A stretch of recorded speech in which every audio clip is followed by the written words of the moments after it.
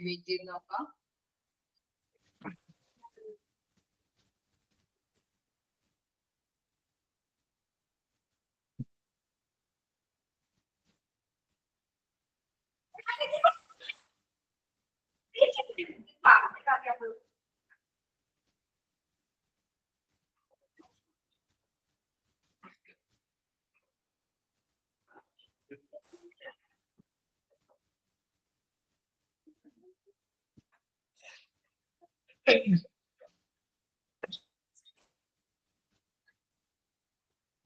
കഴിഞ്ഞ ദിവസത്തെ വായിച്ചു നോക്കിയായിരുന്നോ?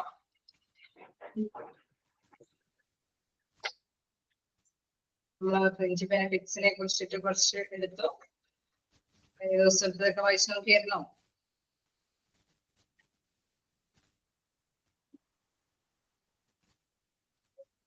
നോക്കിയായിരുന്നു. എന്തെങ്കിലും ഡൗട്ടുകളുണ്ടോ?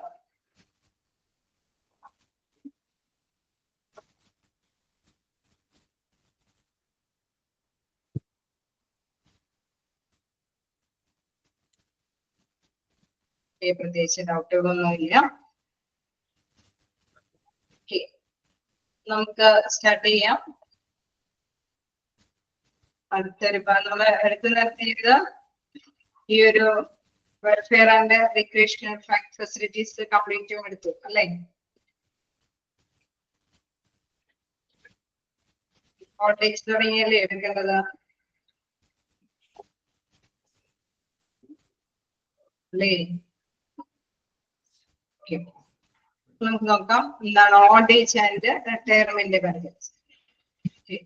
Old age and retirement benefits നമുക്കറിയാം എന്താണ് സാധാരണ രീതിയിൽ ഈ കാലഘട്ടത്തില് നമ്മളൊരു തൊഴില് നേടിയെടുക്കുമ്പോൾ പ്രധാനമായിട്ടും ചില കാര്യങ്ങൾ കൂടി ശ്രദ്ധിക്കും. കാരണം ആഫ്റ്റർ റിട്ടയർമെന്റിന് ശേഷം എന്തെങ്കിലുമൊക്കെ ബെനിഫിഷ്യൽ ആയിട്ടുള്ള പാക്കേജുകളൊക്കെ ഉണ്ടോ, ഇൻഷുറൻസ് സ്കീം ഉണ്ടോ, അങ്ങനെ പലതരത്തിലുള്ള ഫ്രഞ്ച് ബെനിഫിറ്റ്സുകളെ കൂടി കൺസിഡർ ചെയ്തിട്ടൊക്കെ ആയിരിക്കും അവിടെയുള്ള തൊഴിലാളികളെല്ലാം തൊഴിൽ നേടാനൊക്കെ ആയിട്ട് തേടുന്നുണ്ട് അല്ലെ. ചില ആനുകൂല്യങ്ങളൊക്കെ നമുക്കറിയാം ഇതേ മെമ്പേഴ്സ് വർക്ക് ചെയ്യുന്ന ഒരു ഫേം ആണ് എങ്കിൽ അല്ലെങ്കിൽ ആ ഓർഗനൈസേഷന് തീർച്ചയായിട്ടും ആക്ടിന്റെ കീഴിൽ ലോ എന്താണോ പറയുന്നത് ആ ലോ അനുസരിച്ചിട്ട് തന്നെ ബെനിഫിഷ്യൽ ആയിട്ടുള്ള പാക്കേജുകൾ അവിടെയുള്ള എംപ്ലോയീസിന് നൽകേണ്ടതുണ്ട്. അപ്പൊ അത്തരത്തിലുള്ള കാര്യങ്ങളാണ് ഈ ഓൾഡ് ഏജ് റിട്ടയർമെന്റ് ബെനിഫിറ്റ്സിനും പ്രധാനമായിട്ട് എടുത്തു പറയുന്നത്. കാരണം നമുക്കറിയാം വോളണ്ടറി നൽകുന്ന ഒരു ബെനിഫിഷ്യൽ ആവണമെന്നില്ല. തീർച്ചയായിട്ടും ആക്ടിന്റെ കീഴിൽ അല്ലെങ്കിൽ ഒരു സ്റ്റാറ്റ്യൂട്ടറി ആയിട്ടുള്ള ഒരു ബെനിഫിറ്റ് ആണ് അതുമായി ബന്ധപ്പെട്ട് ലഭ്യമാകുന്നത്. നമുക്ക് these benefits are given to employees to provide financial stability to employees during old age especially after retirement. റിട്ടയർമെന്റിന് ശേഷം എംപ്ലോയിക്ക് ലഭ്യമാകുന്ന തരത്തിലുള്ള ബെനിഫിഷ്യൽ ആയിട്ടുള്ള പാക്കേജ് ആണ് old age and retirement benefits. എന്താണ് ഇവിടെ പറയുന്നത്? Following are such benefits. അതിനെ കുറിച്ചിട്ട് ചില ബെനിഫിറ്റ്സിനെ കുറിച്ചിട്ട് പറയുന്നുണ്ട്. ഏതൊക്കെയാണ് പറയുന്നത്? First, employees provident funds. എന്താണ് employees provident funds? Employees provident funds എന്ന് പറയുന്നത് ഫസ്റ്റ് ബെനിഫിറ്റ് ആണ്. ആ ബെനിഫിറ്റ്സിന്റെ അബ്രിവേഷൻ ഒക്കെ നിങ്ങൾ നോട്ട് ചെയ്യുക. EPFS. Okay, employees provident fund. Okay, EPF നമുക്കറിയാം അല്ലെ, ഒരു പെൻഷനുമായി ബന്ധപ്പെട്ട ഒരു ഇതാണ്, ഒരു ഫണ്ടാണ്. In order to make it legally required for an organization to follow certain guidelines with regard to old age and retirement benefits, the Employee Provident Fund Act as passed in 1952. അപ്പൊ ആ employees provident fund ആക്ടിന് അത് നിലവിൽ വന്നത് എന്നാണ് പറയുന്നത്? Act was passed in എന്ന് തുടങ്ങിയാണ് വന്നു തുടങ്ങിയത്. ഇയറൊക്കെ ഒന്ന് ജസ്റ്റ് നോട്ട് ചെയ്യേണ്ടതാണ്. Employees provident fund act 1952. Okay, 1952 തുടങ്ങിയിട്ടാണ് അത് നിലവിൽ വന്നിരിക്കുന്നത്. അത് തീർച്ചയായിട്ടും ഓൾഡ് ഏജ് ആയിട്ടുള്ള പേഴ്സൺസിന് വേണ്ടിയിട്ടാണ്. അത് ലീഗലി നിയമപരമായിട്ട് തന്നെ അവിടെയുള്ള എംപ്ലോയീസിന് ആവശ്യകതകൾ മാനിച്ചുകൊണ്ടാണ് എന്താണ് എംപ്ലോയീസ് പ്രോവിഡന്റ് ഫണ്ട് നൽകി വരുന്നത്. In the beginning, this act was made applicable to employees with a monthly pay not exceeding 300 in 6 major industries. ഒരു പ്രധാനപ്പെട്ട മേജർ ഇൻഡസ്ട്രീസ് ആണ്. നമുക്കറിയാം ഈ കാലഘട്ടത്തെ 2025 എന്ന് പറയുമ്പോൾ 1952 തമ്മിൽ വളരെയധികം ഡിഫറൻസ് ഉണ്ട് അല്ലെ. ആ കാലയളവില് നമുക്കറിയാം വ്യവസായങ്ങളൊക്കെ അങ്ങനെ സ്ഥാപിച്ചു വരുന്നതേ ഉള്ളൂ അല്ലെ. ഓരോ തൊഴിലാളികളെയും എന്താണ് മിഷനറിയൊക്കെ ഇംപ്ലിമെന്റ് ചെയ്ത് വന്ന് ഓരോ വ്യവസായശാലകളൊക്കെ ഇപ്പം എടുത്ത് വരുന്ന ഒരു സന്ദർഭമാണ്. അപ്പൊ ആ ടൈമിലെ പേയ്മെന്റിന്റെ എമൗണ്ട് എന്നൊക്കെ പറയുന്നത് 300 എന്ന് പറയുന്നത് വലിയൊരു എമൗണ്ട് ആണ്. ഇന്ന് നമുക്കറിയാം 300 ഒന്നിനും അല്ലെ ഒന്നിനും ഉള്ള ഒരു വാല്യൂ ഇല്ലാത്തൊരു മൂല്യത്തിലേക്ക് വന്നിരിക്കുന്നു അല്ലെ. ശരിയല്ലേ? ഓക്കെ. അപ്പൊ നമ്മൾ മനസ്സിലാക്കേണ്ട ഒരു കാര്യം എന്ന് പറയുന്നത് 1952 ആ ഒരു ടൈമില് എന്താണ് ഒരു 300 രൂപയിലേക്കാളും അധികമുള്ള ഒരു 6 മേജർ സ്ഥാപനങ്ങളാണ് ഇതില് പങ്കാളിയായിട്ട് വരുന്നത്. 1952 കാലയളവില് ആ ബിഗിനിങ്ങിലൊക്കെ എന്താണ് ഒരു 300-നേക്കാളും പേയ്മെന്റ് അല്ലെ അവിടെ സാലറിക്ക് ഏൺ ചെയ്യുന്ന ഒരു 6 സ്ഥാപനങ്ങളൊക്കെയാണ് ഈ ഒരു PF-ലേക്ക് പങ്കാളിയായിട്ട് വരുന്നു. Then, however, by the end of the year 1981, with the modification during the intervening period, the Act brought under its purview 172 industries classes of establishment for the benefit of employee with a pay not exceeding 1,000. Okay, ₹1,000 നിലവില് നമ്മളെ അറിയിപ്പോ അതായത് 1981 കാര്യമാണ് ഇവിടെ പറയുന്നത്. ആ കാലയളവായപ്പോഴേക്കും 1952 സ്റ്റേജിൽ നിന്ന് ഒരു വേരിയേഷൻ വന്നു. ആ കാലയളവാകുമ്പോഴേക്കും ഒരു മോഡേണൈസേഷൻ ഒക്കെ മോഡിഫിക്കേഷൻ ഒക്കെ വന്നു തുടങ്ങി. ആ കാലയളവായപ്പോഴേക്കും ഇൻഡസ്ട്രിയിൽ ചെറുതായിട്ടൊക്കെ ഡെവലപ്പ് ചെയ്യാനൊക്കെ തുടങ്ങി. ആ ടൈമിൽ എന്താണ് 172 അല്ലെ അതുവരേക്കും പരിധിയിൽ വരാനായിട്ട് തുടങ്ങി അല്ലെ. 172 ഇൻഡസ്ട്രിയൊക്കെ ഈ ഒരു എംപ്ലോയീസ് പ്രോവിഡന്റ് ഫണ്ടിന്റെ പരിധിയിൽ പെടാൻ തുടങ്ങി. ക്ലിയർ ആവുന്നില്ലേ?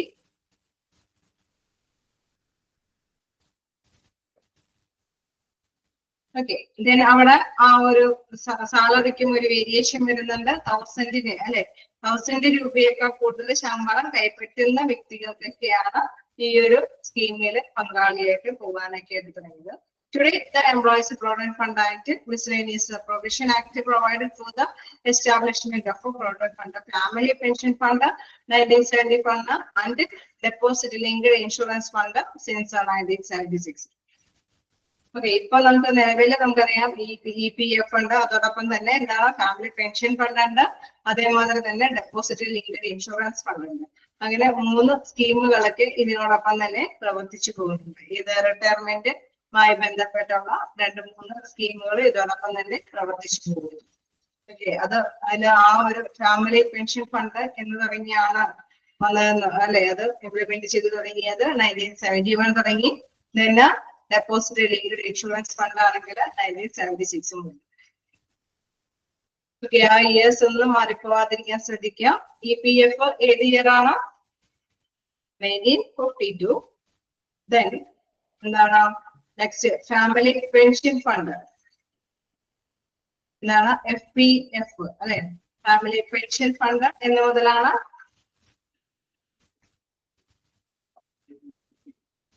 എന്ന് മുതലാണ് 1971. Then Deposit Linked Insurance Fund 1976. അന്ന് മുതലാണ് ഇതെല്ലാം പ്രാബല്യത്തിൽ വന്നു തുടങ്ങിയത്. Under this Act, 3 schemes have been launched and are operating. ഇതെല്ലാം ഇപ്പോഴും പ്രവർത്തിച്ചുകൊണ്ടിരിക്കുന്ന സ്കീമുകൾ തന്നെയാണ്.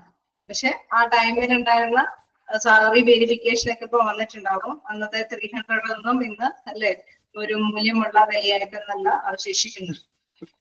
ഓക്കെ. അപ്പൊ 1952 കാര്യത്തിലാണ് നമ്മൾ നേരത്തെ കണ്ടത്. എന്താണ് ആ ടൈമിൽ ഒരു 6 മേജർ ഇൻഡസ്ട്രി ആണ് വന്നതെങ്കിൽ പിന്നെ 1981 ആയപ്പോൾ 172 ഇൻഡസ്ട്രീസ് അതിന് പങ്കാളിയാവാനൊക്കെ തുടങ്ങി. അവിടുത്തെ എന്താണ് പേയ്മെന്റിന്റെ വേരിയേഷൻ വന്നു തുടങ്ങി. ₹1,000 അല്ലെ ആ ഒരു രീതിയിലേക്ക് അതിൽ കൂടുതൽ ശമ്പളം കൈപ്പറ്റുന്നവരായി നെക്സ്റ്റ് എന്താണ് ഇതിന്റെ 3 സ്കീമുകൾ എന്ന് പറഞ്ഞു. EPF, അതോടൊപ്പം തന്നെ എന്താണ് നമ്മുടെ family pension fund, deposit linked insurance fund since 1976. Okay, then next നമുക്ക് പഠിക്കാനുള്ളത് all these 3 schemes are administered by the Central Board of Trustees. Okay, ഈ 3 സ്കീമുകളെല്ലാം തന്നെ അഡ്മിനിസ്ട്രേഷൻ അത് ആരുടെ അണ്ടറിലാണ് വരുന്നത്? Central board of trustee, CBT. ഒരു അബ്രിവേഷൻ ഒക്കെ നോട്ട് ചെയ്ത് പോവാം. Consisting of nominees of the central and state governments and organization of workers and employees.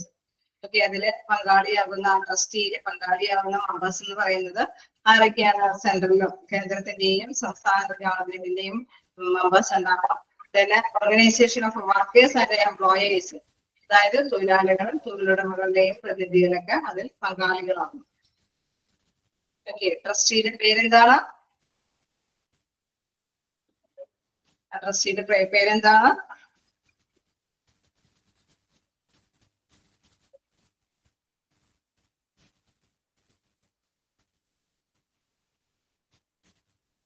Central board of trustee, CBT. Okay, ട്രസ്റ്റിയിലെ മെമ്പേഴ്സിന്റെ പേരാണ് നമ്മളിപ്പോ എടുത്ത് പറഞ്ഞത്. ആരാണ്? എംപ്ലോയർ ഉണ്ട്, എംപ്ലോയി ഉണ്ട്, ഒപ്പം തന്നെ എന്താണ് സെൻട്രൽ ഗവൺമെന്റിന്റെയും സ്റ്റേറ്റ് ഗവൺമെന്റിന്റെയും പങ്കാളികളും കൂടി അതില് membership ആയിട്ടുള്ളവരാണ്. There are various regional and sub-regional offices for the administration of this scheme. Okay, ഇതുമായി ബന്ധപ്പെട്ട് എന്താണ് ദേശീയമായിട്ടും അല്ലെങ്കിൽ പ്രാദേശികമായിട്ടും ചില ഓഫീസുകളൊക്കെ ഇതിനെ കേന്ദ്രീകരിച്ച് പ്രവർത്തിക്കുന്നുണ്ട്. The CPF Commissioner is the Chief Executive Officer of the EPF organization. EPF organization Chief Executive Officer ആണ്. Negotiating and Secretary Board. അതോടൊപ്പം തന്നെ ബോർഡിന്റെ സെക്രട്ടറി ആയിട്ട് അവിടെ പ്രവർത്തനം ആരംഭിച്ചിട്ടുണ്ട്. നമുക്കറിയാം ഇപ്പോഴത്തെ കാലത്തും ഈ ഒരു PF ഒക്കെ വളരെ സജീവമായിട്ട് പ്രവർത്തിക്കുന്ന ഒരു മേഖല തന്നെയാണ്. അത് സ്റ്റാർട്ട് ചെയ്ത ഇയറിന് ഇമ്പോർട്ടന്റ് ഉണ്ട്, 1952 അല്ലെ. അതേമാതിരി തന്നെ അതിന്റെ മറ്റ് സ്കീമുകളാണ് 1971 ഫാമിലി പെൻഷൻ ഫണ്ടും തന്നെ ഡെപ്പോസിറ്റ് ലിങ്ക്ഡ് ഇൻഷുറൻസ് ഫണ്ട്. അതൊരു ബോഡിയാണ് അല്ലെ, trustee, central board of trustee ആണ് കൺട്രോൾ ചെയ്യുന്നത്. പിന്നെ അതില് മെമ്പേഴ്സുകൾ എന്ന് പറയുന്നത് എംപ്ലോയർ ഉണ്ട്, എംപ്ലോയി ഉണ്ട്, ഗവൺമെന്റിന്റെയും സ്റ്റേറ്റിലേക്ക് എന്താണ് മെമ്പേഴ്സും കൂടി അവിടെ പാർട്ടിസിപ്പേറ്റ് ചെയ്യുന്നു. then അതിന്റെ CPF കമ്മീഷണർ എന്ന് പറയുന്നത് ചീഫ് എക്സിക്യൂട്ടീവ് ഓഫീസർ അല്ലെ, EPF-ന്റെ ഓഫീസർ ആണ്. അവര് സെക്രട്ടറി ആയിട്ട് തന്നെ ഇവിടെ നിലകൊണ്ട് പ്രവർത്തിക്കുന്നു. ഓക്കെ അല്ലേ?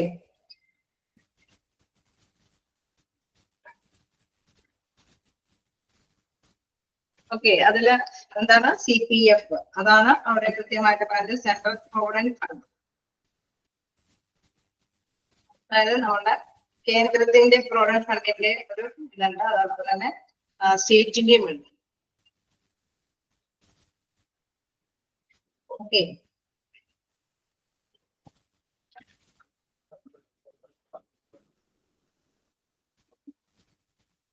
എന്താണ് നെക്സ്റ്റ് നമുക്ക് നോക്കാനുള്ളത്? അടുത്ത അതിന്റെ തന്നെ സ്കീമിന്റെ അഭേദമായ ഡെപ്പോസിറ്റ് ലിങ്ക്ഡ് ഇൻഷുറൻസ് ആണ്. ഡെപ്പോസിറ്റ് ലിങ്ക്ഡ് ഇൻഷുറൻസ് സ്കീമിൽ എന്താണെന്ന് നോക്കാം. The Employees Deposit Linked Insurance Scheme 1976 provided the following benefits. Okay, ആ സ്കീമുമായി ബന്ധപ്പെട്ടുള്ള ബെനിഫിറ്റ്സുകളുടെ കാര്യങ്ങളാണ് നെക്സ്റ്റ് പഠിക്കാനുള്ളത്. സ്കീം എന്താണെന്നുള്ള കാര്യം നോട്ട് ചെയ്ത് വെക്കാം. 1976.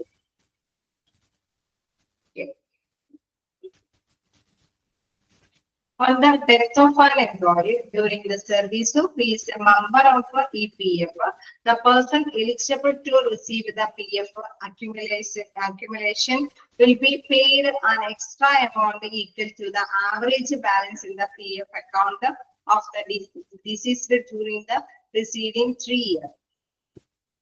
Okay, നമ്മള് എപ്പോഴും മനസ്സിലാക്കേണ്ട ഒരു കാര്യം എന്ന് പറയുന്നത് അവിടെ അല്ലെ അർഹമായ ഒരു ജീവനക്കാരൻ, അതായത് ഈ പറഞ്ഞ EPF-ൽ അർഹമായ ഒരു ജീവനക്കാരൻ അദ്ദേഹം മരിച്ചുപോയി അല്ലെ, ഇൻ കേസ് നമുക്ക് മരിച്ചുപോയി, അതുപോലെ തന്നെ അർഹതപ്പെടുന്ന ഈ ഒരു എമൗണ്ട് തീർച്ചയായിട്ടും ലഭ്യമാക്കേണ്ടതുണ്ട് അല്ലെ. അപ്പൊ അവിടെ ശരാശരി ബാലൻസിന്റെ തുകയായ ഒരു അധിക തുകയായിട്ടാണ് ഇവർക്ക് ഈ ഒരു PF ആനുകൂല്യം ലഭ്യമാകുന്നത്. അതായത് ആ കാലയളവിൽ എപ്പോൾ വേണമെങ്കിലും അല്ലെ, എപ്പോൾ വേണമെങ്കിലും ആ ശരാശരി ബാലൻസ് ലഭ്യമാക്കാതെ 1000 രൂപയ്ക്ക് താഴെയെങ്കിലാണ് ഈ സ്കീമിന്റെ കീഴിൽ നൽകേണ്ടത് എങ്കിൽ അതിന്റെ പരമാവധി അനുകൂല തുക എന്ന് പറയുന്നത് 10000. അതായത് 1000 രൂപയിലേക്കാണ് ആ ഒരു എമൗണ്ട് ക്ലാരിഫിക്കേഷൻ ശ്രദ്ധിക്കേണ്ടതല്ല. PF അക്കൗണ്ട് ഡിസീസ് എന്താണ് deceased during the preceding 3 years. അതായത് ആ മുന്നിലുള്ള 3 വർഷത്തിന്റെ അതിനോട് ചേർന്ന 3 വർഷത്തിന്റെ ഇയേഴ്സിന്റെയാണ് ബേസ് ചെയ്തിട്ടാണ് ആവറേജ് സാലറിയെ ബേസ് ചെയ്തിട്ടാണ് ഈ എമൗണ്ട് കൈപ്പറ്റുന്നത്. ആ ഒരു ലംസം എമൗണ്ട് ആയിട്ടാണ് ഇവർക്ക് ലഭ്യമാകുന്നത്. If such average balance was not below 1000 at any time during the said period, 10,000 is a maximum amount of benefit payable under this scheme. അപ്പൊ നമുക്ക് പറയാൻ 1000-ഉം 10,000-ഉം ഒന്നും ഈ കാലയളവിൽ ഒന്നുമല്ല അല്ലെ. അവിടെ ആ കാലയളവിലുള്ള ഒരു പ്രൊപ്പോർഷനേറ്റ് ആയിട്ടുള്ള എമൗണ്ടിനെയാണ് അവിടെ വിവരിക്കുന്നത്. അതുകൊണ്ട് തന്നെ നിങ്ങൾ ഈ അക്കൗണ്ട്സ് അല്ലെ ഈ ഒരു എമൗണ്ട്സിൽ കാര്യമായിട്ട് നിങ്ങൾ ശ്രദ്ധ പതിപ്പിക്കേണ്ട. കാരണം അതിൽ നല്ല ഒരു വേരിയേഷൻ വന്നിട്ടുണ്ട്. നിങ്ങൾ ആ ഒരു എന്താണ് സ്കീം എന്നാണ് തുടങ്ങിയത് അതുമായി ബന്ധപ്പെട്ടുള്ള കുറച്ച് കാര്യങ്ങളൊക്കെ ജസ്റ്റ് മനസ്സിലാക്കി പോവുക. ആ സ്കീമിനനുസരിച്ചിട്ട് റൂൾസ് ആൻഡ് റെഗുലേഷൻസ് ഒക്കെ ഭേദഗതികൾ വരുത്തിയിട്ടുണ്ട്. ഇതിൽ പറയുന്നത് പ്രകാരം മാക്സിമം 10,000-ലേക്കാണ്. അതിനേക്കാൾ കൂടുതൽ എമൗണ്ട് ഇവർക്ക് കൈപ്പറ്റാനായിട്ടുള്ള അർഹതയില്ല. എന്നാൽ മിനിമം 1000 രൂപയെങ്കിലും അവർക്ക് കൊടുക്കേണ്ടതുണ്ട്. ആവറേജ് ബേസ് ചെയ്തിട്ടുള്ള സാലറിയാണ് ഇവർക്ക് ഒരു ലംസം എമൗണ്ട് ആയിട്ട് ലഭ്യമാകുന്നത്. ഓക്കെ ആണോ?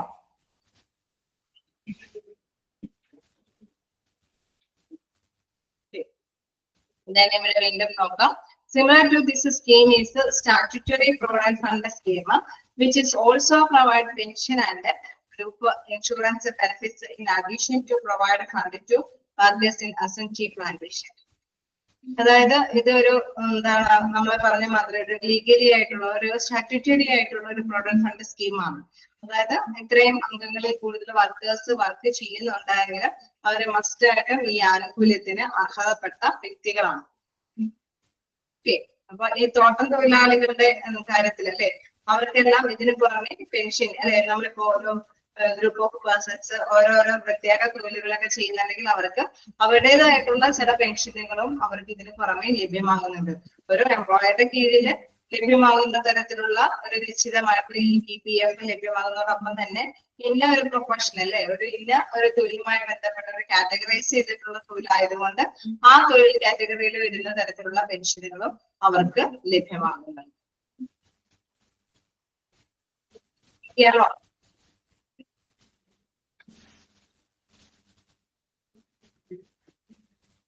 അതുകൊണ്ടാണ് അവിടെ പറയുന്നത് in addition to provident fund to workers in assembly plantation എന്നൊക്കെ പറയുന്നത് അവർക്ക് തോട്ടം തൊഴിലാളികളുടേതായിട്ടുള്ള എന്തെങ്കിലും പെൻഷൻ ഉണ്ടെങ്കിൽ അതും അവർക്ക് അർഹതപ്പെടാനായിട്ടുള്ള ചാൻസ് ഉണ്ട്. ഓക്കെ,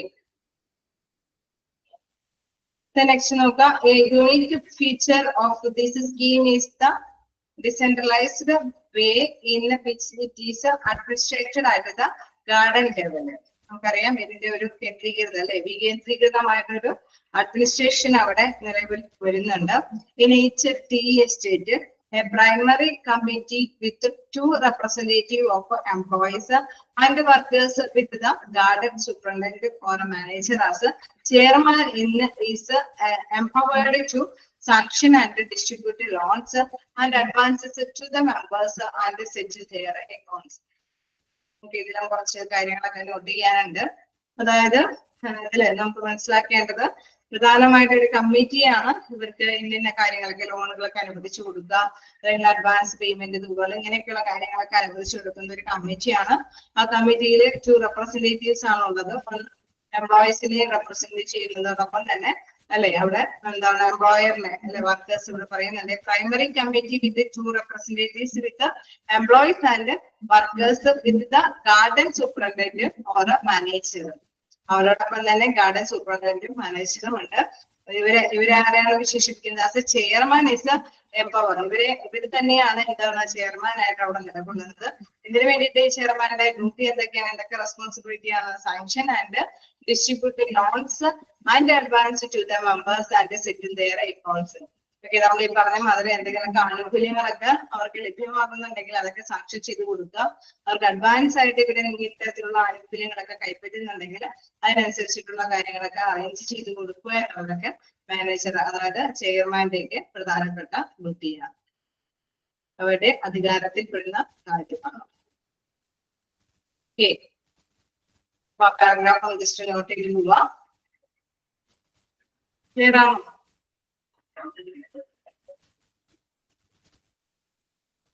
ഓക്കെയാണോ?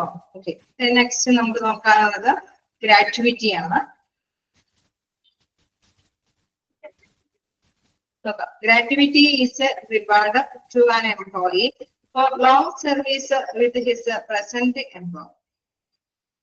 ഓക്കെ, നമ്മളിപ്പോ ഒരു തൊഴിലുടമയുടെ കീഴിൽ ഒരുപാട് നാളെ വർക്ക് ചെയ്യുന്നുണ്ടെങ്കിൽ അവര് അവരുടെ കീഴിൽ വർക്ക് ചെയ്യുന്നതിന്റെ ഒരു പാരിതോഷികമായിട്ടുള്ള ഒരു എമൗണ്ട് മിക്കവാറും റിട്ടയർമെന്റ് സമയത്തൊക്കെ അവർക്ക് കൊടുക്കേണ്ടതുണ്ട് അല്ലെ. അപ്പൊ അതാണ് പ്രധാനമായിട്ട് ഇവിടെ പറയുന്നത്. Gratuity is a reward to an employee for long service with his present employer. തൊഴിലുടമ തൊഴിലാളിക്ക് അവരുടെ കൂടെ വർക്ക് ചെയ്ത് ലോങ് ടൈമില് വർക്ക് ചെയ്ത് ഒരുപാട് നാളെ വർക്ക് ചെയ്ത് കൊടുത്തതിന്റെ ഒരു റിവാർഡ്, ഒരു പാരിതോഷികമാണ് എന്ന് പറയുന്നത് ഗ്രാറ്റുവിറ്റി എന്ന് പറയുന്നത്. His retirement benefit is given to an employee either on a retirement or at the time of physician disability or to the dependents of the deceased employees. Okay, നമുക്കറിയാം ഇത്തരത്തിലുള്ള benefit അവർക്ക് ലഭ്യമാകുന്നത് മിക്കവാറും ആഫ്റ്റർ റിട്ടയർമെന്റിന് ശേഷം, അതല്ലെങ്കിൽ എന്തെങ്കിലും ഫിസിക്കൽ എന്തെങ്കിലുമൊക്കെ disability വൈകല്യങ്ങൾ എന്തെങ്കിലുമൊക്കെ സംഭവിച്ചു പോയാൽ, അതല്ലെങ്കിൽ മറ്റേതെങ്കിലും ഏതെങ്കിലും തരത്തിലുള്ള ഡിസീസസിനൊക്കെ അടിമയായി പോകുന്ന അവസരത്തിലാണ് എംപ്ലോയിക്ക് വേണ്ടിയിട്ടൊക്കെ ഇത്തരത്തിലുള്ള റിട്ടയർമെന്റ് ബെനിഫിറ്റുകൾ പ്രദാനം ചെയ്യുന്നത്. ഓക്കെ, അപ്പൊ ഗ്രാറ്റുവിറ്റി എന്ന് പറയുന്നത് എന്ത് ബെനിഫിറ്റ് ആണെന്ന് പറയുന്നത്? This benefit is A dash benefit എന്നുള്ള രീതിയിൽ ചോദിച്ചാൽ എന്ത് ബെനിഫിറ്റ് ആണ്?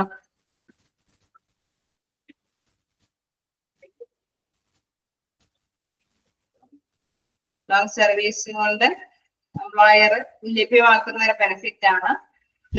അനന്തര രീതിയിൽ പറഞ്ഞു കഴിഞ്ഞാൽ അവിടെ തന്നെ ഒരു സെന്റൻസ് ആയിട്ട് കിടപ്പുണ്ട്. This dash benefit is given എന്ന് വെച്ചാൽ റിട്ടയർമെന്റ് ബെനിഫിറ്റ് ആണ്. ഗ്രാറ്റുവിറ്റി എന്ന് പറയുന്നത് എന്ത് ബെനിഫിറ്റ് ആണ്? ഒരു റിട്ടയർമെന്റ് ബെനിഫിറ്റ് ആണ്. ശരിയല്ലേ? നെക്സ്റ്റ് എന്ന് പറയുന്നത് it is a payable to an employee on his superannuation or his retirement or on his death or disablement due to accident or disease. Okay, നമ്മളിപ്പോ ഗ്രാറ്റുവിറ്റി ലഭ്യമാകുന്നത് ചിലപ്പോ റിട്ടയർമെന്റ് ആൾക്കാരുടെ സർവീസ് ഒക്കെ കഴിഞ്ഞ് റിട്ടയർ ചെയ്യുന്ന അവസരത്തില്, അതല്ലാതെ പെട്ടെന്ന് ഒരു ആക്സിഡന്റ് ഒക്കെ സംഭവിച്ചു കഴിഞ്ഞു കഴിഞ്ഞാൽ നമുക്കറിയാം അവരൊക്കെ ബിൽഡ് ആയിട്ടുള്ള പേഴ്സൺ ആണ്, ചിലപ്പോൾ എന്തെങ്കിലുമൊക്കെ അംഗവൈകല്യമൊക്കെ സംഭവിച്ചെന്ന് വരാം. അങ്ങനെയൊക്കെയുള്ള സാഹചര്യത്തിലാണ് ഈ ഒരു എന്താണ് ഗ്രാറ്റുവിറ്റിക്ക് അർഹതപ്പെടുന്നത്. Okay, speed കൂടുന്നുണ്ടോ? വായിച്ചു നോക്കേണ്ടതുണ്ടോ? ജസ്റ്റ് വായിച്ചു നോക്കുക.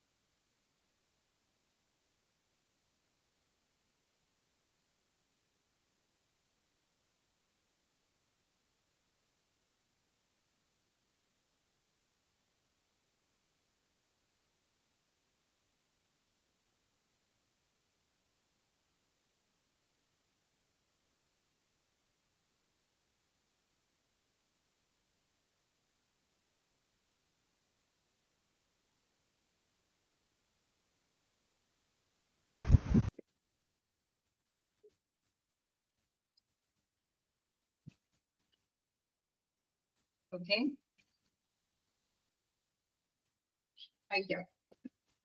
എന്താണ് ഗ്രാറ്റുവിറ്റീസ് റിവാർഡ് നമ്മൾ പറഞ്ഞു, അതൊരു റിട്ടയർമെന്റ് ബെനിഫിറ്റ് ആണെന്ന് പറഞ്ഞു. അതോടൊപ്പം തന്നെ നിങ്ങൾ തന്നെ പറഞ്ഞു കൂടുതൽ നാള് അവരോടൊപ്പം തൊഴിലാളികളോടൊപ്പം അല്ലെ തൊഴിലുടമയോടൊപ്പം തന്നെ സേവനം ചെയ്യുമ്പോൾ കിട്ടുന്ന ഒരു ബെനിഫിറ്റ് ആണെന്ന് പറഞ്ഞു. നെക്സ്റ്റ് നമുക്ക് നോക്കേണ്ടത് എന്താണ്, it is payable to an employee on his superannuation or annuation or on his retirement or on his death or disablement due to accident or diseases. അപ്പൊ നമുക്കിപ്പോ റിട്ടയർമെന്റിന് ശേഷം അല്ലെ ഒരു ഏജ് ഓവർ ആവുമ്പോൾ റിട്ടയർമെന്റ് ചെയ്യുമ്പോഴോ അതല്ലെങ്കിൽ എന്തെങ്കിലും ആക്സിഡന്റും കാര്യങ്ങളൊക്കെ സംഭവിക്കുമ്പോൾ എന്തെങ്കിലും അംഗവൈകല്യങ്ങളൊക്കെ നേരിടാൻ സാധ്യത വരുമ്പോഴോ അതെല്ലാം ഇൻ കേസ് നമുക്കറിയാം എന്തെങ്കിലും അസുഖം വന്ന് അവര് എന്താണ് ജീവനക്കാർക്കൊപ്പം പ്രവർത്തിക്കാൻ പറ്റാത്തൊരവസ്ഥ വരുമ്പോഴും എന്താണ് അവർക്ക് ഇത്തരത്തിലുള്ള ഗ്രാറ്റുവിറ്റിക്ക് അർഹതപ്പെടുന്നു.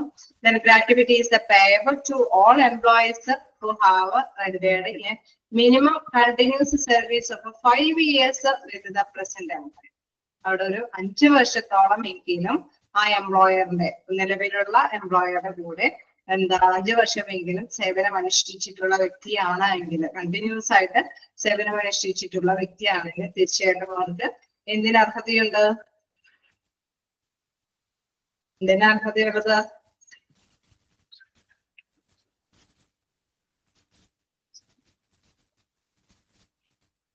റിട്ടയർമെന്റിന് അല്ലെ, റിട്ടയർമെന്റിന് ശേഷം എന്തിന് അർഹതയുണ്ട്? ഗ്രാറ്റുവിറ്റി. അപ്പൊ ആ റിട്ടയർമെന്റിന് ശേഷം അവർക്ക് ഗ്രാറ്റുവിറ്റിക്ക് അർഹതപ്പെടണമെങ്കിൽ ഒരു 5 വർഷമെങ്കിലും ആ തൊഴിലുടമയോടൊപ്പം വർക്ക് ചെയ്യാനുണ്ട്. അപ്പൊ ആ ഒരു ഇയറിന് പ്രാധാന്യമുണ്ട്, അതുകൊണ്ട് അത് ജസ്റ്റ് നോട്ട് ചെയ്യാം. Then it is payable to an employee on his superannuation order, on his retirement or on his death or disablement due to accident or disease. നേരത്തെ പറഞ്ഞ മാതിരി ഈ എമൗണ്ട് ഇങ്ങനെയുള്ള സന്ദർഭങ്ങളിൽ മാത്രമാണ് എന്തിനാണ് അവർക്ക് അർഹമായിട്ട് ലഭ്യമാകുന്നത് അല്ലെ. നമ്മുടെ ജീവനക്കാരൻ 5 വർഷം കഴിഞ്ഞിട്ട് അവര് റിട്ടയർമെന്റ് ഒന്നും നടത്തുന്നില്ല അല്ലെ. ഇൻ കേസ് വിട്ടുപോവുകയാണെങ്കിൽ എന്തെങ്കിലും അസുഖങ്ങളൊക്കെ വന്ന് ഇങ്ങനെയൊക്കെ പോവുകയാണെങ്കിൽ കുഴപ്പമില്ല. പക്ഷെ ചിലപ്പോ ആണെങ്കിൽ അവരെ പിരിച്ചുവിടേണ്ട ഒരു അവസ്ഥയിൽ വന്നിട്ട് എന്താണ് മസ്റ്റായിട്ട് പിരിച്ചുവിടേണ്ട ഒരു അവസ്ഥയ്ക്കായിട്ട് ആണെങ്കിൽ ചിലപ്പോൾ അവർക്ക് ഗ്രാറ്റുവിറ്റിക്ക് അർഹതപ്പെടണമെന്നില്ല. പക്ഷെ 5 വർഷം അവർക്ക് തുടർച്ചയായിട്ട് സേവനം ചെയ്തിട്ട് റിട്ടയർമെന്റ് ഒക്കെ നടത്തി പോകേണ്ട ഒരു അവസ്ഥയാണ് എങ്കിൽ തീർച്ചയായിട്ടും ഗ്രാറ്റുവിറ്റിക്ക് അർഹതപ്പെടുന്നു. അതല്ലെങ്കിൽ എന്തെങ്കിലും ഡിസബിലിറ്റി അല്ലെങ്കിൽ എന്തെങ്കിലും എന്താണ് ഡിസീസസ് ഒക്കെ വന്നിട്ട് വിട്ടുപോവുകയാണെങ്കിൽ അവർക്ക് എന്താണ് ഗ്രാറ്റുവിറ്റിക്ക് അർഹതയുണ്ട്. The payment of എന്താണ് gratuity act 1972 is applicable to the establishment in the whole nation. ഈ ഗ്രാറ്റുവിറ്റി എന്ന് പറയുന്നത് ഇതൊരു ചില സ്ഥാപനങ്ങൾക്ക് മാത്രമല്ല, എല്ലാ രാജ്യത്തെ ഉടനീളം സ്ഥാപനങ്ങളിൽ ഈ ഗ്രാറ്റുവിറ്റി എന്നുള്ള ഒരു ഫണ്ടിന് അർഹതപ്പെട്ടവർക്ക് അല്ലെ അത് അവകാശപ്പെടാനുള്ള അർഹതയുണ്ട്.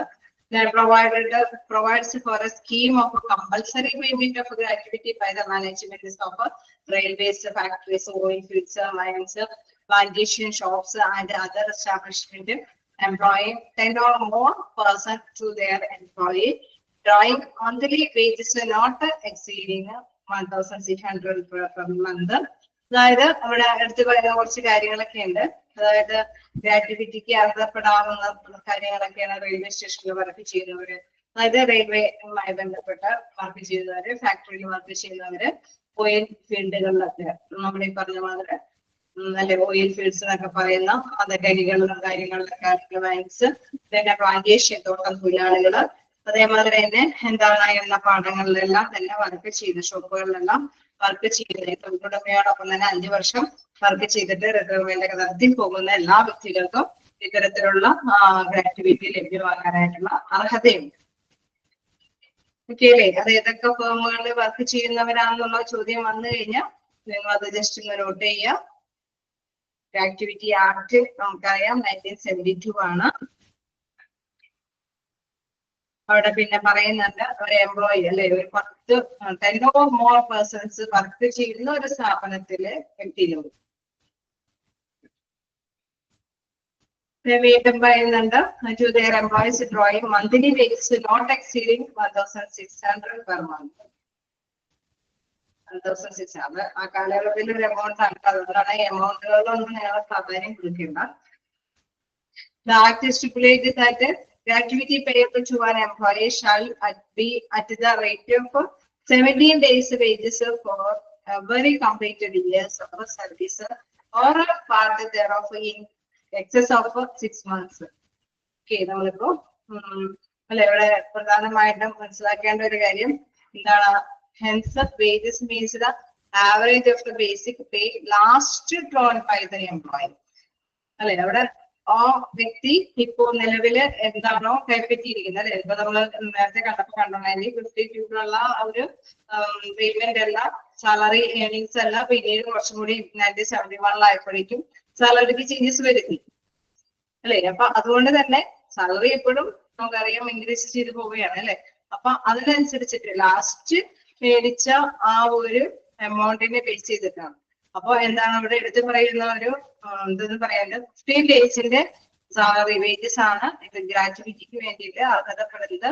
ഒരിക്കലും എന്താണ് അവിടെ 6 മന്ത്സിന്റെ സാലറി എന്താണ് wages for every completed year of service or part therein excess of 6 months. Okay, അതല്ലെങ്കിൽ 6 മാസത്തെ വേതനത്തിന് നമ്മളിപ്പോ ലാസ്റ്റ് മേടിച്ച സാലറി ആയതുകൊണ്ട് നമ്മളിങ്ങനെ ആവറേജ് എടുത്ത് നോക്കുമ്പോൾ അങ്ങനെ ഒരു വേരിയേഷൻ കറക്ഷൻ ഒന്നും പറയരുത്. ഇപ്പോഴത്തെ സ്ലാബ് അനുസരിച്ചിട്ട് ഗ്രാറ്റുവിറ്റി എന്ന് പറയുമ്പോൾ തന്നെ അതിനൊരു ഫോർമുലാസ് അടക്കം വരും, അല്ലെ. എന്നിട്ട് അത് ബേസ് ചെയ്തിട്ടാണ് ഏതാണോ കൂടുതൽ ഏതാണോ വലുത് ആ വലുതനുസരിച്ചിട്ടാണ് ഗ്രാറ്റുവിറ്റി എന്നുള്ള ലേബലിൽ നമ്മളത് കൈകാര്യം ചെയ്യുന്നത്. അപ്പൊ ഇങ്ങനെ ഈ പറഞ്ഞ മാതിരി ആ ഒരു സ്ലാബ് ഒന്നും അല്ല. അപ്പൊ ഈ സ്ലാബ് പഠിക്കണേ കൊണ്ടും കാര്യമൊന്നും ഇല്ല, ജസ്റ്റ് മനസ്സിലാക്കി പോവുക. പുതിയ അമൻമെന്റ്സ് ഒക്കെ അനുസരിച്ചിട്ട് അവിടെ ഫോർമുലാസും കാര്യങ്ങളൊക്കെ ഉണ്ടാവും. അതനുസരിച്ചിട്ട് അത് ബേസ് ചെയ്തിട്ടായിരിക്കും നമ്മുടെ ഗ്രാറ്റുവിറ്റി എമൗണ്ട് ഒക്കെ കണ്ടെത്തുന്നത്. റൂൾസ് ആൻഡ് റെഗുലേഷൻസ് നോക്കി വയ്ക്കുക. അതായത് ഒരു 5 വർഷം ആ എംപ്ലോയറുടെ കൂടെ തുടർച്ചയായിട്ട് ജോലി ചെയ്യുന്ന വ്യക്തി, ആ വ്യക്തിയുടെ റിട്ടയർമെന്റിന് ശേഷം ഗ്രാറ്റുവിറ്റിക്ക് അർഹതയുണ്ട്. അവിടെ മസ്റ്റ് ആയിട്ട് ആ കമ്പനിയിലെ 10 or more persons വർക്ക് ചെയ്യുന്ന ഒരു സ്ഥാപനമായിരിക്കണം. മാത്രമല്ല ഈ റിട്ടയർമെന്റിന് ശേഷം മാത്രമല്ല, ഇൻ കേസ് എന്തെങ്കിലും ആക്സിഡന്റ് ഒക്കെ സംഭവിച്ച് ഡിസേബിൾഡ് ആയിട്ടുള്ള പേഴ്സൺ ആവുകയോ അല്ലെങ്കിൽ അസുഖത്തിന് അടിമയായി തീരുകയോ ചെയ്യുന്ന പേഴ്സൺ ആണ് എങ്കിലും ഗ്രാറ്റുവിറ്റിക്ക് ആ വ്യക്തി അർഹതയുണ്ട്. ഇവിടെ മാക്സിമം റേറ്റും കൂടി ഇവിടെ പറയുന്നുണ്ട്. Maximum amount of gratuity payable to an employee shall not exceed 20 months of wages. അതായത് 20 മാസത്തെ വേജസിനേക്കാളും കൂടുതൽ എമൗണ്ട് എന്താണ് ഒരിക്കലും മാക്സിമം ആയിട്ട് വരാൻ പാടില്ല. അത് എന്തുകൊണ്ടാണ് ആ കമ്പാരിസൺ വരുന്നത് വെച്ച് കഴിഞ്ഞാൽ ആ കാലയളവിലെ ആ ഒരു സാലറി പാക്കേജ് വെച്ചിട്ടാണ്. ഓക്കെ, ക്ലിയർ അല്ലേ? ഇയർ ഓർത്ത് വെക്കാം.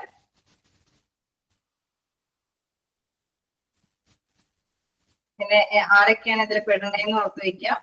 എന്തൊക്കെ അല്ലെ ഇവിടെ പറയുന്ന ആ വർഷത്തിന്റെ കാര്യം, സ്ഥാപിതമായ വർഷത്തിന്റെ കാര്യം, കണ്ടിന്യൂ ചെയ്യേണ്ട വർഷത്തിന്റെ കാര്യം, പിന്നെ റിട്ടയർമെന്റ് ബെനിഫിറ്റ് ആണെന്നുള്ള കാര്യം ഓർത്ത് വെക്കുക. ഓക്കെ, കണ്ടിന്യൂ ചെയ്യാം.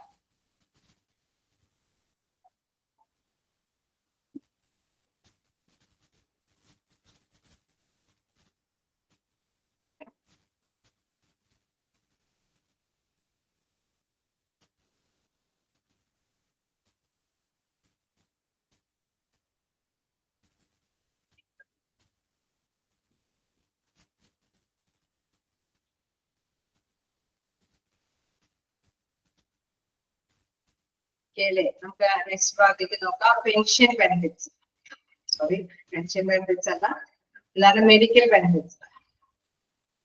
ഇന്നിപ്പോ പേപ്പറിൽ നമ്മള് കണ്ടിരുന്ന പോലെ ഒരു ESIയുടെ ഒരു ഇതാണ് പറഞ്ഞത്.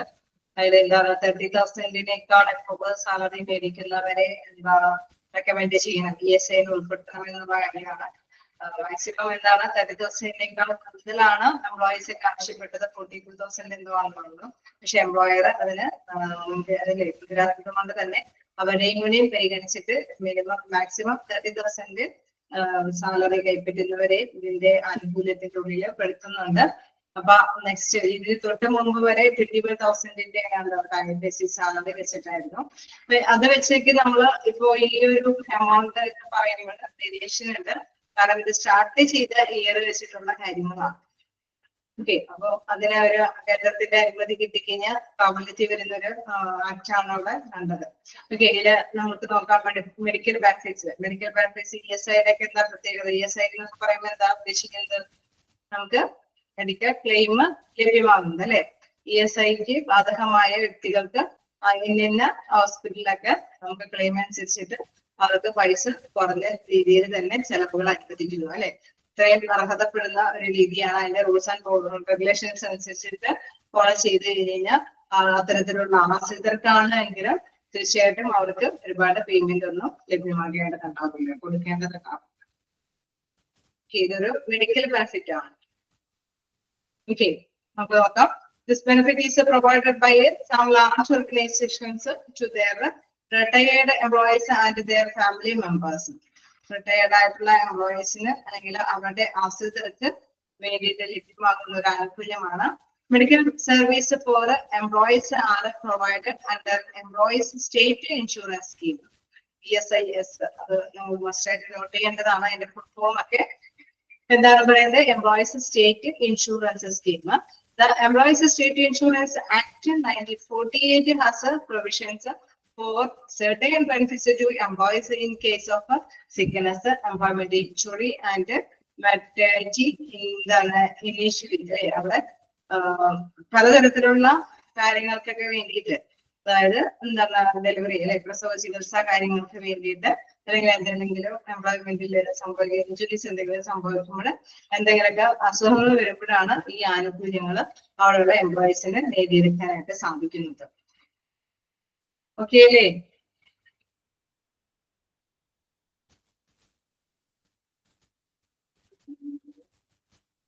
വീണ്ടും എന്താ പറയുന്നത്?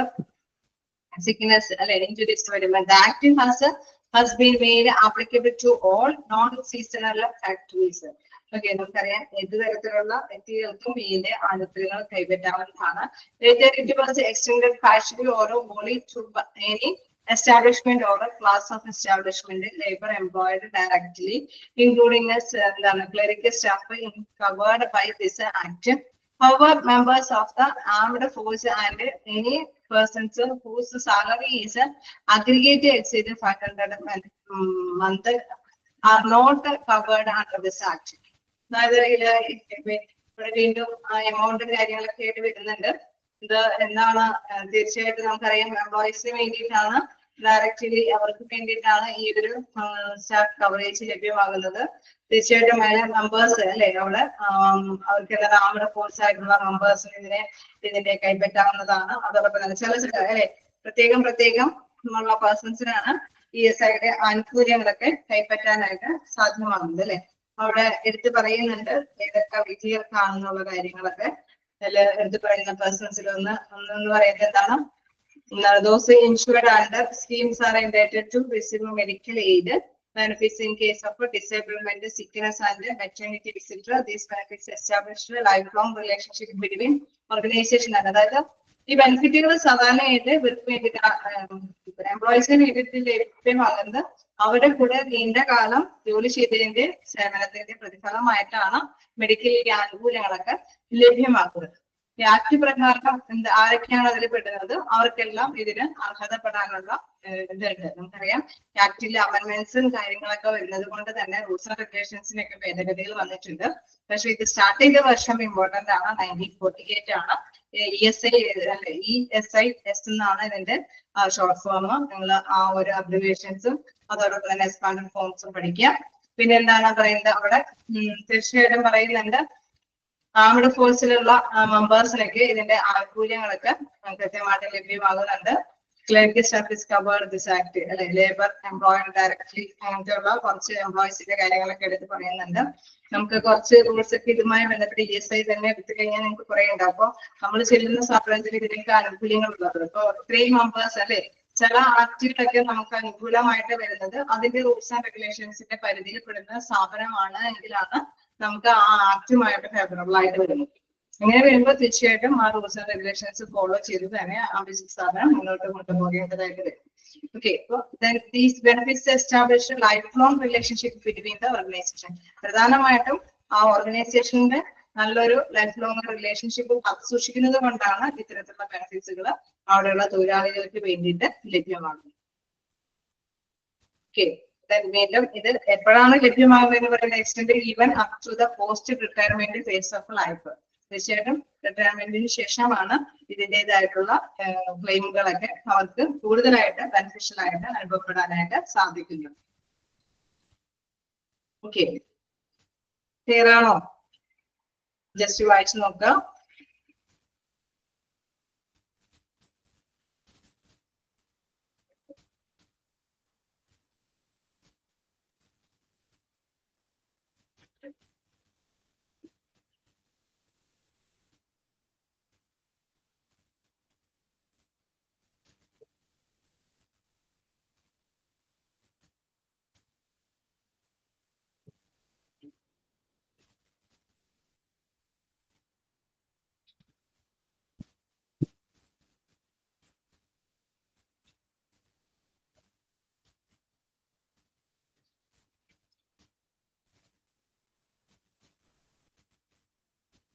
എന്തെങ്കിലും ഐഡിയ കിട്ടിയോ?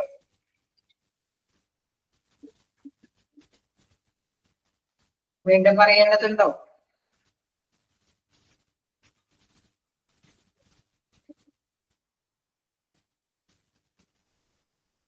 ഒന്നും പറയാനില്ല. ഐഡിയ കിട്ടിയോ എന്തെങ്കിലും?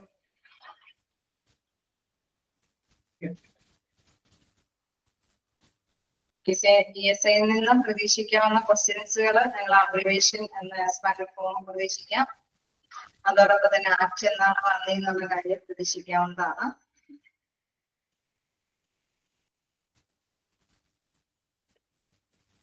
പിന്നെ ഏതൊക്കെ തരത്തിലുള്ള കാര്യങ്ങൾക്കാണ് ഈ ഒരു ESI-യുടെ ഫലങ്ങൾ നേടിയെടുക്കാൻ സാധിക്കുന്നത് പറയുന്നത് benefit in case of disablement, sickness and maternity etcetera. ഇത്തരം കാര്യങ്ങൾക്കൊക്കെയാണ് ESI നിന്നുള്ള ആനുകൂല്യങ്ങൾ ലഭ്യമാകുന്നത്. ഇതൊക്കെ ലഭ്യമാക്കുന്നതിന് വേണ്ടിയിട്ടാന്ന് പറഞ്ഞാൽ നമ്മളെ സ്ഥാപനവുമായിട്ട് നല്ലൊരു റിലേഷൻഷിപ്പ് മെയിൻറ്റെയിൻ ചെയ്ത് കൊണ്ടുപോകാൻ വേണ്ടിയിട്ടാണ്.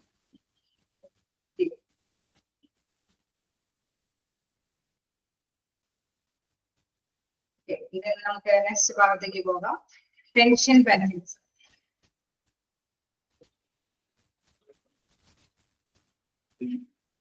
ഇന്നത്തെ ക്ലാസ്സിൽ കുറെ കാര്യങ്ങളൊക്കെ ആയതുകൊണ്ട് നിങ്ങൾക്ക് പോകാനായിരിക്കും.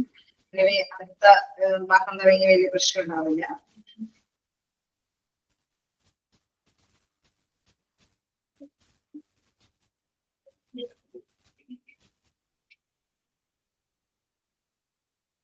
നോക്കാം എന്താണ് നെക്സ്റ്റ് നോക്കാനുള്ളത്. Pension benefits. The benefits which are covered under the employees family pension scheme 1970 ആണ് as follows.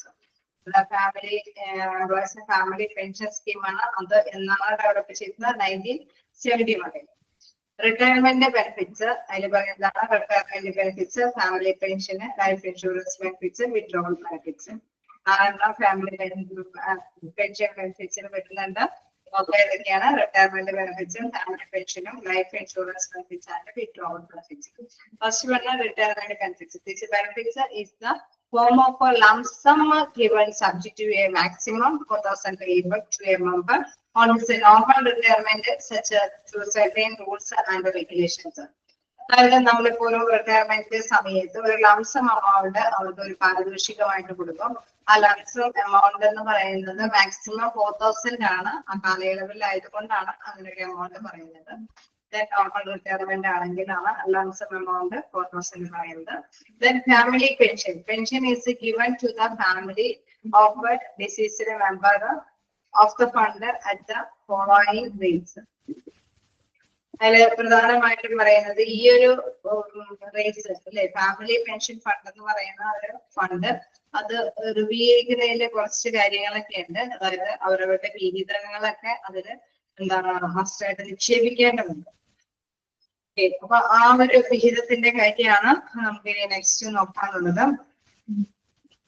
12% of a subject to a maximum of ₹150 per month to the family of a member whose pay on which contribution to EPF is received is ₹800. അതായത് 800 രൂപയേക്കാൾ കൂടുതൽ salary മേടിക്കുന്ന ഒരാളാണെങ്കിൽ, okay, അതാണ് 800 രൂപയേക്കാൾ കൂടുതൽ salary. കാലയളവാണ് എപ്പോഴും അത് concentrate ചെയ്യാം. എന്താണ് പറയുന്നത്, ശമ്പളത്തിന്റെ 12%, ശമ്പളത്തിന്റെ 12% നൽകാം. അത് മാക്സിമം 150 പാടുള്ളൂ. തന്നെ എന്താണ് BF-ലേക്ക് കോൺട്രിബ്യൂട്ട് ചെയ്യുക എന്നുള്ളതാണ് അതിൽ പ്രധാനമായിട്ട് പറയുന്നത്. അതായത് 800 രൂപയേക്കാൾ കൂടുതൽ സാലറി മേടിക്കുന്ന ഒരു വ്യക്തിയാണ് എങ്കിൽ അവിടെ ശമ്പളത്തിന്റെ 12% മാക്സിമം 150, അല്ലെ, മാക്സിമം amount എന്നുള്ളത് 150 BF-ലേക്ക് നിക്ഷേപിക്കുക എന്നുള്ളതാണ്. നെക്സ്റ്റ് സ്ലാബ് നോക്കാം. 50% of pay subject to maximum of ₹96 per month and minimum ₹60 per month to the family of a member whose pay is 200 per month and above but below 800. അതായത് 800-ലേക്ക് താഴെയാണ്, എന്നാൽ 200-ലേക്കാൾ മേലെയാണ് അദ്ദേഹം salary മേടിക്കണമെങ്കിൽ തീർച്ചയായിട്ടും എന്താണ് സബ്സിഡി മാക്സിമം 96 രൂപ, minimum 60 രൂപയിലെങ്കിലും അവർക്ക് വേണ്ടിയിട്ട് നീക്കിയിരിപ്പ് നടത്തേണ്ടതുണ്ട് എന്നുള്ളതാണ്. 800 രൂപയ്ക്ക് മേലെയാണെങ്കിൽ എന്താണ് 150, അല്ലെ. 800 രൂപയ്ക്ക് താഴെ 200-ന് വരയ്ക്കാണ് എങ്കിൽ എന്താണ് minimum 60 per month to the family of members. Next last category നോക്കിക്കഴിഞ്ഞാൽ എന്താണ് 30% of pay subject to minimum of ₹60 per month to the family of a member whose pay is 200 per month. 200-നും 800-നും ഇടയ്ക്കുള്ള ഒരു സ്ലാബ് കഴിഞ്ഞിട്ട് 200-ന് താഴെയുള്ള കാര്യമാണ്, അല്ലെ. 200-ന് താഴെയാണ് എങ്കിൽ എന്താണ് 30% of subject to minimum of ₹60 per month. അതായത് 30%, അല്ലെ, ഒരു മിനിമം ഒരു 60 രൂപയെങ്കിൽ 90%-നെ ബേസ് ചെയ്തിട്ടാണ് നമ്മളത് കാൽക്കുലേറ്റ് ചെയ്യുന്നത്. മിനിമം എങ്കിലും അപ്പോഴും എന്താണ് മിനിമം ഒരു 60 രൂപയെങ്കിലും അതുമായി ബന്ധപ്പെട്ട് കൊടുക്കേണ്ടതുണ്ട്. ഇപ്പൊ അതിന്റെ സ്ലാബ് വേരിയേഷൻ ഉണ്ട്, പക്ഷെ ഇങ്ങനെയൊക്കെയുള്ള ഒരു വേരിയേഷൻ തന്നെയായിരിക്കും അവിടെ കാണിക്കുന്നത്. പക്ഷെ എമൗണ്ടിലൊക്കെ എന്തായാലും ഒരു വേരിയേഷൻ ഉണ്ടാവും. ഇത്രയും 3 കാറ്റഗറൈസ് ചെയ്തിട്ടുണ്ടാവും. എന്തെങ്കിലും ഐഡിയ കിട്ടിയോ? നിങ്ങൾ ഇതൊന്നും ബൈഹാർട്ടൊന്നും പഠിക്കേണ്ടതില്ലാട്ടോ, കാരണം ഞാൻ പറഞ്ഞു അനുസരിച്ചിട്ട് ഭേദഗതിയിൽ വന്നിട്ടുണ്ട്. പക്ഷെ ആ ഇയറിന്റെ സ്റ്റാഫിന്റെ സ്റ്റാർട്ടിങ് എന്താണെന്നുള്ള കാര്യം ഒത്തുവെക്കാം. ഇനി ഒരു 2 ബെനിഫിറ്റ്സും കൂടി നമുക്ക് പറയാനുണ്ട്. Life insurance benefits. This benefit is the form of a lump sum subject to a maximum 2,000 payable in the case of a death of a member. അവിടുത്തെ ഒരു മെമ്പർ ഇതിനിടയ്ക്ക് ഇപ്പൊ മരണപ്പെട്ട് പോവുകയാണ് എങ്കിൽ ഒന്നിച്ചൊരു ലംസം എമൗണ്ട് കൊടുക്കാനായിട്ടാണ് അവിടെ പറയുന്നത്. മാക്സിമം ഒരു 2,000 എങ്കിലും എന്താണ് അവിടെ വർക്ക് ചെയ്ത മെമ്പറുടെ ഡെത്തുമായി ബന്ധപ്പെട്ട് അവർക്ക് ലഭ്യമാക്കേണ്ടത്. വിഡ്രോൾ ബെനിഫിറ്റ് എന്ന് പറയുമ്പോൾ പിൻവലിക്കാനുള്ളത്, അല്ലെ. It is a form of a lump sum amount payable to the member on leaving the service before his retirement age, subject to fulfillment of a certain conditions. നമുക്ക് വേണമെങ്കിൽ അവരെ കുറച്ച് എമൗണ്ട് കറക്റ്റായിട്ട് പിൻവലിക്കാവുന്നതാണ്. ചില റൂൾസ് ആൻഡ് റെഗുലേഷൻസ് ഒക്കെ fulfil ചെയ്താൽ മാത്രമാണ് ഈ വിഡ്രോ ഫെസിലിറ്റീസ് അവിടെയുള്ള എംപ്ലോയീസിന് ലഭ്യമാകുകയുള്ളൂ.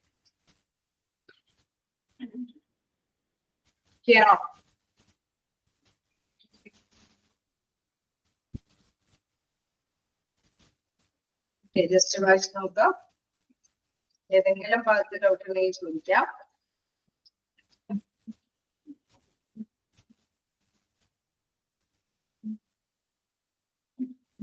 ജസ്റ്റ് ഒന്ന് വായിച്ച് നോക്കാം.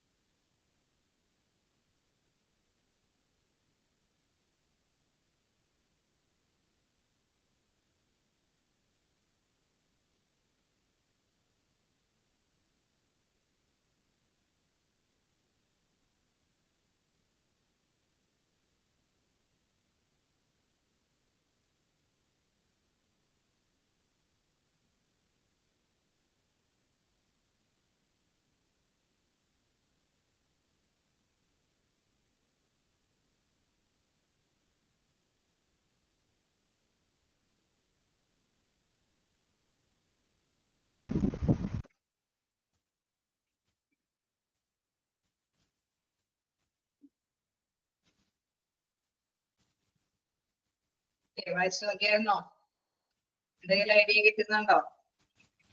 ആക്ടിവിറ്റി ഒക്കെ എന്തെങ്കിലും പറയേണ്ടതുണ്ടോ? അതില് ആ എമൗണ്ട്സ് മാക്സിൽ എത്തിയിട്ട് നമുക്ക് പഠിച്ചാൽ മതി. അതില് 4-5 കാര്യങ്ങൾ നിങ്ങൾ ഓർത്ത് വെക്കണം. അതായത് 5 വർഷമെങ്കിലും തുടർച്ചയായിട്ട് അവരോടൊപ്പം ജോലി ചെയ്തിട്ടുണ്ടാക്കാം. അതേമാതിരി തന്നെ പൂർത്തിയായ ഓരോ വർഷത്തിന്റെയും 15 ദിവസത്തിന്റെ വേതനമാണ്. അങ്ങനെ നോക്കുമ്പോൾ എന്താണ് മാക്സിമം അവർക്ക് അല്ലെ ഒരു 20 മാസത്തിന്റെ സാലറിയോടൊപ്പം കിട്ടാൻ പാടില്ല. അതിന് പ്രധാനമായിട്ട് പറഞ്ഞത് എന്താന്ന് വെച്ച് കഴിഞ്ഞാൽ സ്റ്റാർട്ടിംഗ് ഉള്ള സാലറി അല്ലേ ഇപ്പോഴത്തെ സാലറി അല്ലെ. അപ്പൊ ഇപ്പോഴത്തെ സാലറിയെ ബേസ് ചെയ്തിട്ടാണ് അവർ കണക്കാക്കേണ്ടത്. ലാസ്റ്റ് അതായത് എടുത്തു പറയുന്നുണ്ട്, ലാസ്റ്റ് ടൈമിലെ സാലറിയെ ബേസ് ചെയ്തിട്ടാണ് അങ്ങനെ സാലറി കണക്കാക്കുന്നത്. അങ്ങനെ വരുമ്പോഴാണ് ഈ മാക്സിമം നമ്മളൊരു വെരിഫിക്കേഷൻ ഉണ്ടോ എന്നുള്ളത് ചെക്ക് ചെയ്യേണ്ടതായിട്ട് വരും. ഫോർമുലാസ് ബേസ് ചെയ്തിട്ടൊക്കെ തന്നെ കാൽക്കുലേറ്റ് ചെയ്യുന്നത് കൊണ്ട് നിങ്ങൾ അത്രയും ഡിഫിക്കൽട്ടീസ് ഇല്ല. ഇൻ കേസ് ഇങ്ങനെ ഒരു സ്ഥാപനത്തിലൊക്കെ വർക്ക് ചെയ്യേണ്ടി വരുമ്പോൾ അങ്ങനെയുള്ള ഡിഫിക്കൽട്ടീസ് ഒന്നും ഉണ്ടാവില്ല. പക്ഷെ ഇത്തരത്തിലുള്ള റൂൾസ് ആൻഡ് റെഗുലേഷൻസ് ഒക്കെ ജസ്റ്റ് ഉണ്ടാവും. അപ്പൊ ഈ ഇയറിലാണ് അത് സ്റ്റാർട്ട് ചെയ്തത്. ആ ഇയർ ഒക്കെ നിങ്ങൾ നോട്ട് ചെയ്ത് പോകും.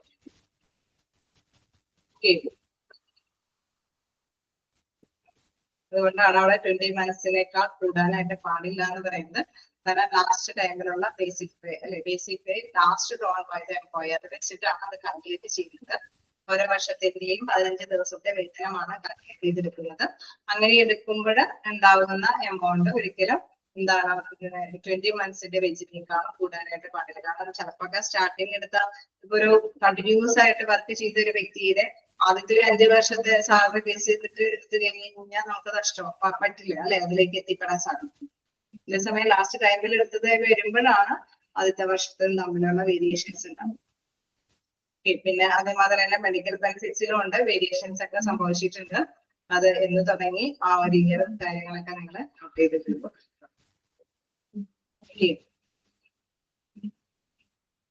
അവിടെ കോൺട്രിബ്യൂഷൻ റേറ്റ് ഒന്നും ഇവിടെ കാണിച്ചിട്ടില്ല. അവിടെയൊക്കെ PF-ലൊക്കെ ആണെങ്കിൽ നമുക്കറിയാം എംപ്ലോയറുടെയും ഇതിലേക്ക് സ്ഥാപനത്തെയും അറിയാം ഒരു കോൺട്രിബ്യൂഷൻ ഉണ്ട് അല്ലെ. എംപ്ലോയിയും എംപ്ലോയറൊക്കെ കോൺട്രിബ്യൂട്ട് ചെയ്യേണ്ട ഒരു എമൗണ്ട് ഉണ്ട്. ഇപ്പോഴും ആ കോൺട്രിബ്യൂഷൻ എമൗണ്ടിൽ ഒന്നും വേരിയേഷൻസ് ഇല്ല.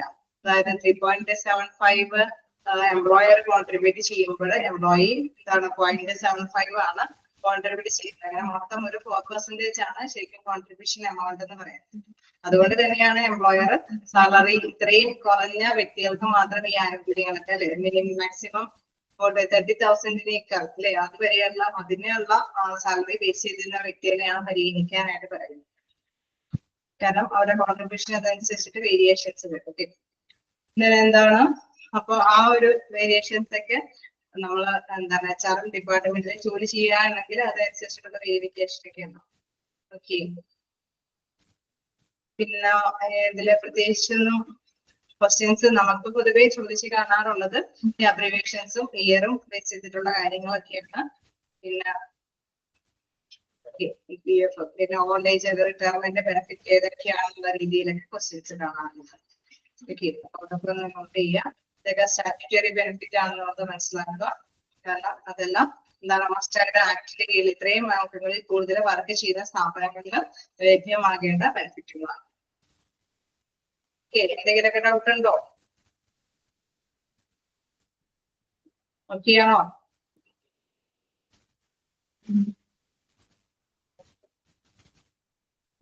അൺമ്യൂട്ട് ആക്കിയിട്ടുണ്ട്. എന്തെങ്കിലും ഡൗട്ടുകളുണ്ടോ?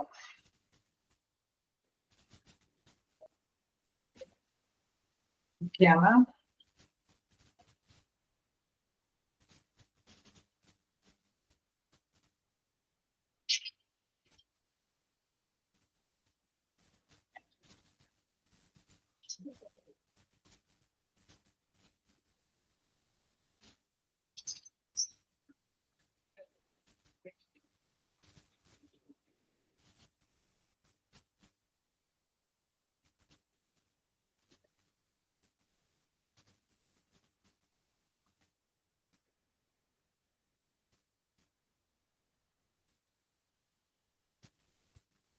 പ്രത്യേകിച്ച് ഡൗട്ടുകളൊന്നും ഇല്ല.